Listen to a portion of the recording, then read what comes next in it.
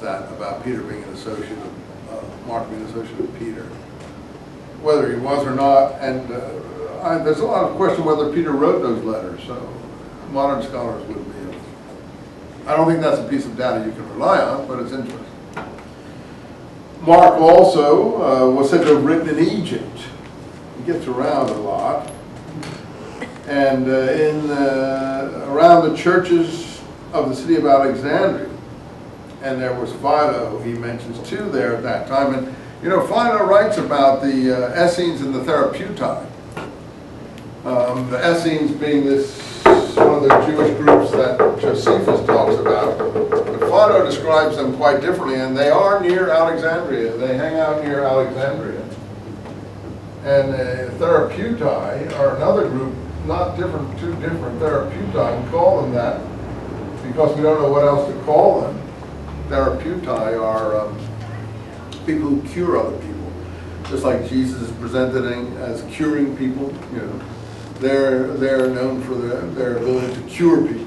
A group of sect near Alexandria. So there are some of these sects in Egypt too, not just in Palestine, with Judaic roots. Somewhat esoteric, somewhat retiring, somewhat ascetic. I don't like to say monastic, but you know, spiritual minded. And you can read Philo's description of these groups are still in existence. And that's how people decide who Essenes were, by reading Josephus and Philo on the subject. Josephus has two descriptions of them, Philo has one, and he has the Therapeutae. Philo's descriptions don't agree with Josephus on everything, so I would assume the Essenes in Egypt were different than the Essenes in Palestine. I think Christianity came out of these groups. That's my conclusion. How and why and where, I'm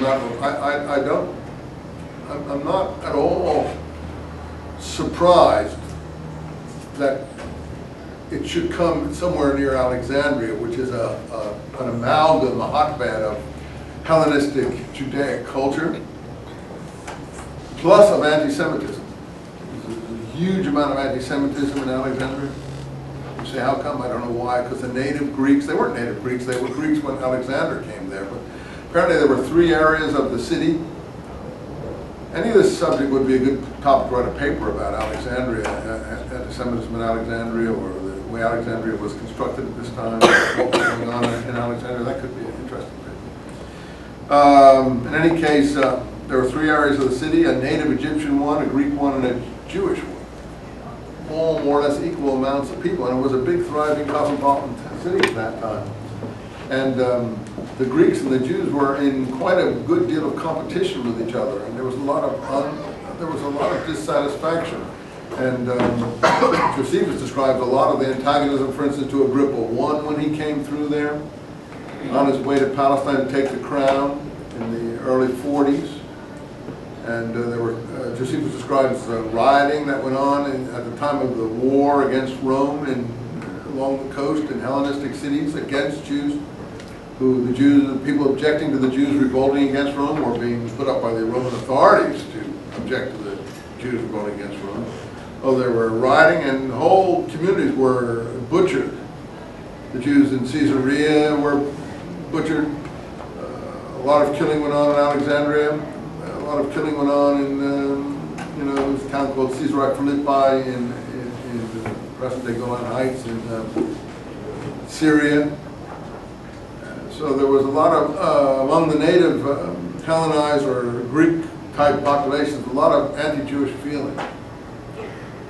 So I don't want to hurt anyone's feeling on this, but if the Gospels do have a certain amount of anti-Semitism incorporated in them, and to my mind they do, and the picture is extremely hostile to Jews in Palestine, then Alexandria could be a place where such a picture would be easily imaginable to thrive. That such a presentation, so you say, well, isn't that the truth? I don't know what the truth was, but everything has a spin or an agenda or an outlook. That outlook would be very characteristic of Alexandria, because of the tension among the communities and the hostilities that broke out. And all the Jews in Alexandria were wiped out in 115. At a time when more revolutionary strife, Eusebius tells us was going on, that there was agitation, including the grandsons of Jesus' brother Judas, who seemed to have been involved in this, or the sons or grandsons. And so there was messianic agitation going on in Alexandria. And then the Romans were very, very severe in putting this down. And they encouraged a huge, what we would call pogrom today.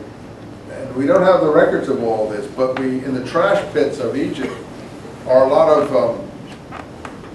papyrus documents that have survived. And out of this, we get the whole picture of the destruction of the Jewish community in Alexandria in 115, 116. So could have been 500,000 people were wiped out. So we're not talking about little type of things, we're talking about big type things. And again, it's against this background, you have to look at some of this literature thriving, because this is just the time that this literature is really picking up momentum. So there's a lot of anger, hostility, hatred, intercommunal strife, and Alexandria is a hotbed of it. So he says one of the Gospels comes from Alexandria. That wouldn't surprise me. Here's Philo's account that he now gives us of the Therapeutae. He also went to Rome, as we know, in the situation concerning Caligula, the mission to Gaius. He has this book called The Contemplative Life, that he calls it. And these are some of the pictures of what they did here in this community not far from Alexandria, at a place called, I don't know what they are. Anyway, it's very monastic, as you see. You can read this, and you see it's very close to early Christianity. This is just a step away. It seems to me that this is the germination area of it. So again, I urge you to read that. I don't want to spend our time reading it, because you can read it yourself, and I'm not focusing on it. But it might interest you for paper, things like that. So he then, since he's talked about Philo, he gives us all the books of Philo that have come down to us. So Philo did survive. And then he tells us at the end of chapter 18,